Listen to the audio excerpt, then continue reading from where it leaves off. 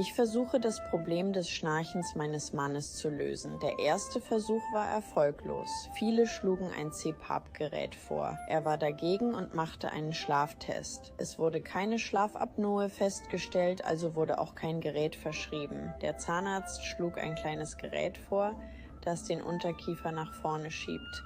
Eine einfache und wirksame Lösung.